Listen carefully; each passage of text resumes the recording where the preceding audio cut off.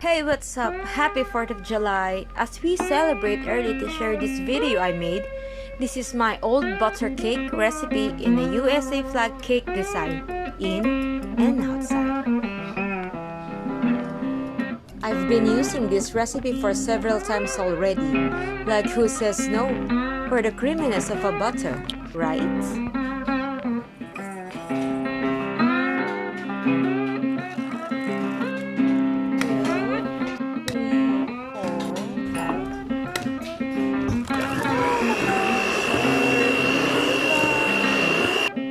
Just follow these steps, take note of the do's, and especially the don'ts I've experienced for you to avoid.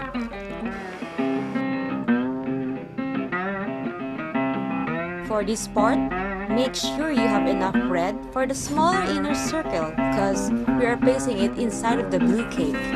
Big red and the blue cake must be on the same height.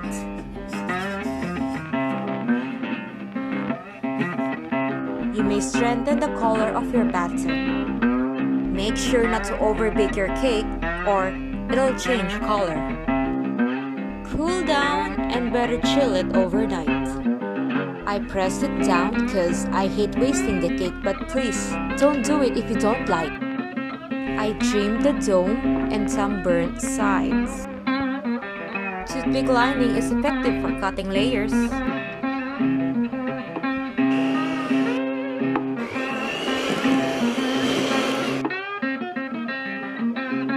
I used the piping bag for even and easy filling. And some bakers use the white cake for their white stripes, but I used the filling so I made it thicker, hoping a same inch as the red stripes.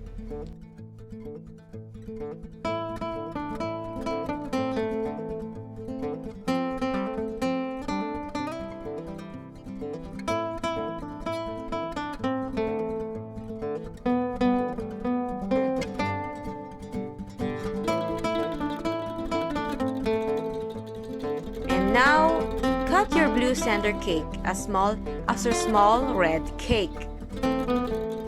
Remove the inner blue, you won't gonna be needing it anymore. And of course, we eat it too.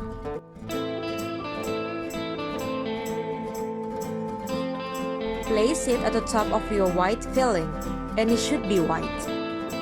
Place more white filling on its side.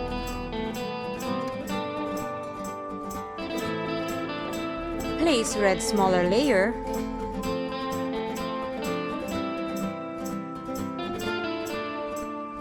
Another white stripe layer.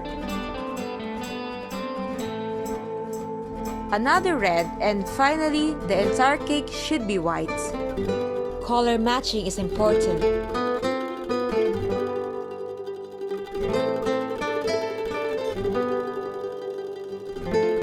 Be mindful with your filling. We are gonna be needing that for our final icing. But before doing that, freeze it at least an hour. The most exciting part. I have to be honest, I still don't have my own design. And I don't want to copy from YouTubers.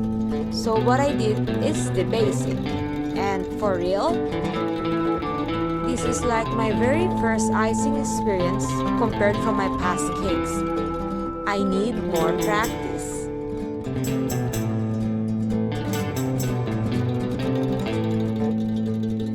Take note that I still use the same brand of dye, and it was my fault why my blue batter is so pale.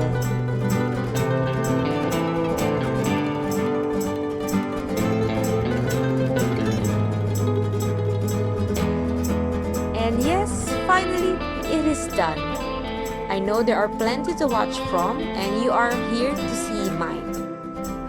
It was so challenging, but you guys allow me to have room for improvement and to grow by supporting my videos. Oh please, allow the flaws of the design. It's just a cake and a country I love.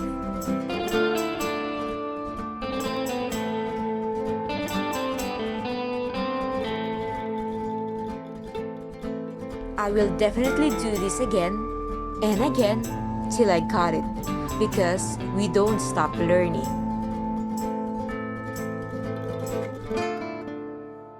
One land of the free? Oh yes, please.